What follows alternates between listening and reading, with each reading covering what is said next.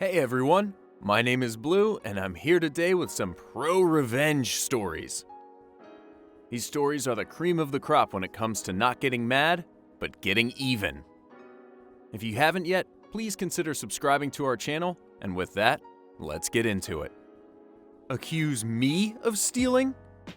You will lose everything.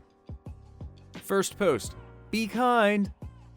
This happened way back in the dark ages, 1986.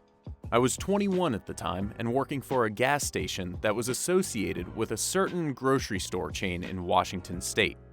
It was owned by a company not affiliated with said chain, but had locations at nearly every one. As this was long before the days of debit cards, this was a cash-only gas station. We didn't even take credit cards. Customers would pull up, pump their gas, and then come to my window to pay.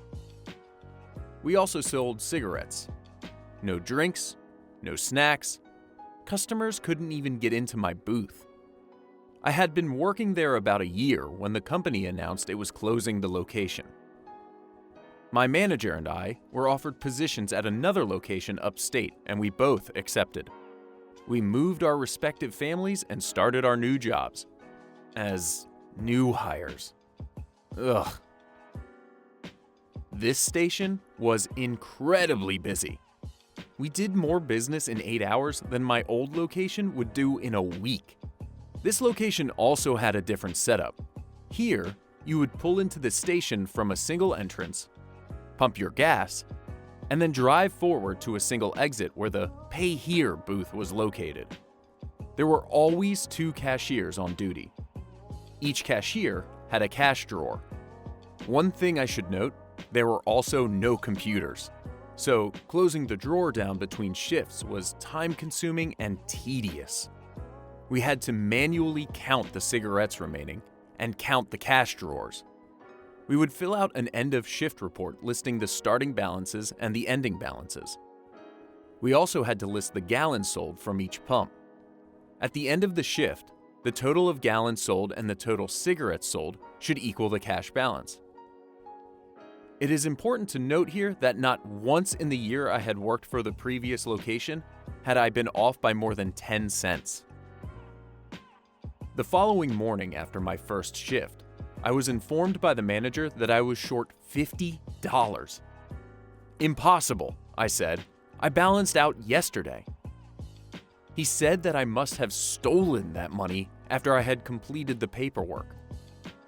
I just looked at him and said, "No, I didn't." He gave me a verbal warning and said if it happened again, I would be fired and the stolen money would be deducted from my paycheck this week. In the 5 days that followed, I realized quickly the manager was up to something. My old manager, who was just another worker now, was also accused of stealing, as was one other new employee. I can't vouch for the other employee, but I'm pretty sure she did nothing wrong. The employees that had been there a while were never accused of anything. I did some checking and found out this manager was relatively new, had only been there about 6 months, and the other cashiers had been there before him. Only new cashiers were being accused of stealing. And that location had been having stealing problems for about 6 months, and the turnover was high with the new employees. I came to work at 6 a.m. on a Monday only to be told I was being fired for cause. The manager accused me of taking $500 out of my drawer the previous Friday. He said he only discovered it this morning, even though he had worked Saturday and Sunday. I said, "Okay," and left. I was pretty angry, and instead of going home, I parked in the grocery store parking lot and proceeded to settle in to watch the gas station. I knew that at 9 a.m. sharp, he would take the cash in the safe and make the weekend deposit. At 9 a.m., he left the gas station and headed to the bank.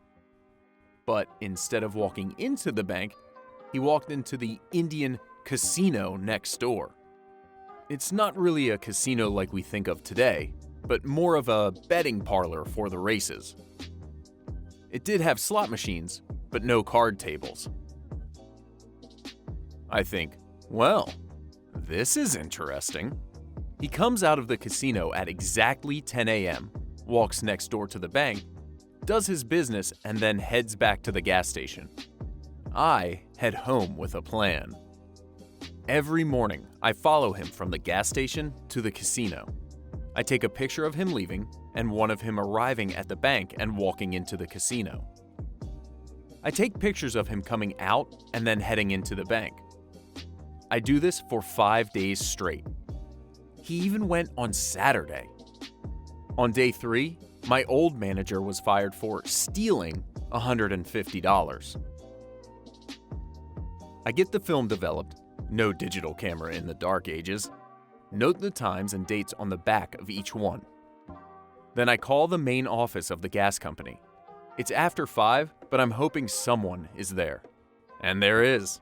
I speak to a woman and explain my situation, and she says she knows exactly who I should speak to and transfers me. By some grace of God, she has transferred me to none other than the president-CEO of the company. I tell him my story and tell him I did not steal from his company and could prove who actually did. He took down my information and said he would be in touch. I'm thinking to myself, yeah, right. The next morning, I went to the station to perform my usual observation of the manager. At 9 a.m., he leaves for the bank. At 10 a.m., he comes out. At that moment, 2 stern-looking gentlemen approach him. One pulls out his wallet and shows him something. The other one is talking. The manager goes pale and takes a step back. Next thing I know, he is being escorted to a car I hadn't noticed, and they drive off. I lose them at a traffic signal, so I head back to the station. They all show back up about 5 minutes later, and a few minutes after that, a police cruiser pulls in. The officer talks to the stern gentleman and proceeds to place the manager in handcuffs. The other man says nothing, but is glaring daggers at the manager.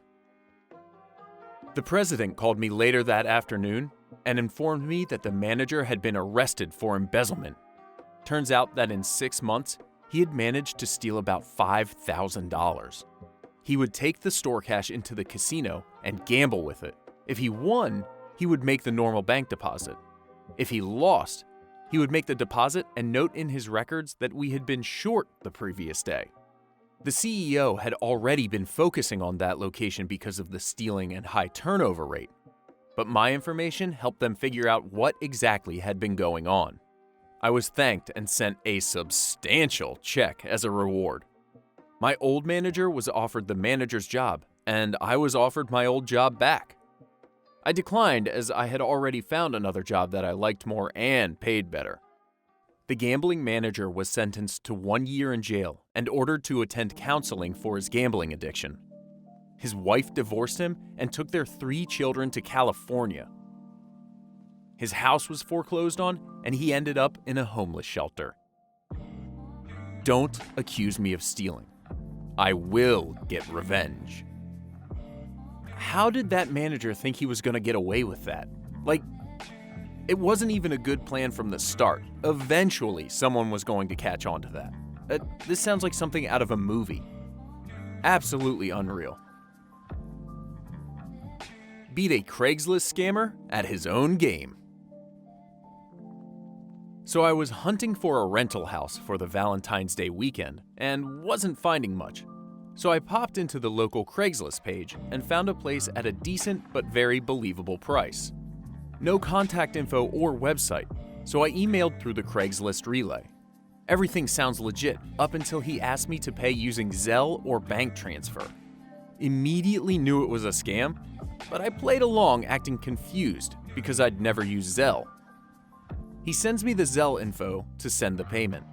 At this point, I reverse image search the cabin and find the actual property owner info and call them. He confirmed that he has had this scam happen before, and angry people show up expecting a rental that is already legitimately reserved and demanding a refund. I give him the links and info to the fake Craigslist posting so he can report it.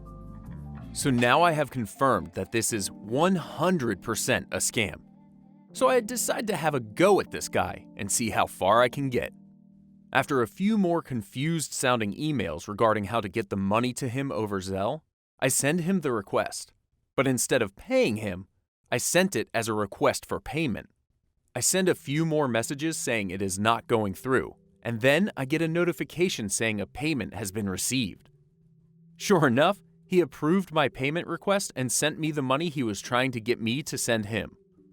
So I had over $400 sitting in my Zelle account from a guy in Nigeria who was trying to scam me out of my romantic weekend. You know, they always say turnaround is fair play. And honestly, it's brilliant that this guy outsmarted the scammer. I love when scammers get outsmarted. And that's all the time we have today for these ProRevenge stories. If you haven't yet, and you enjoy the stories, please consider subscribing to our channel. Catch you later, everyone.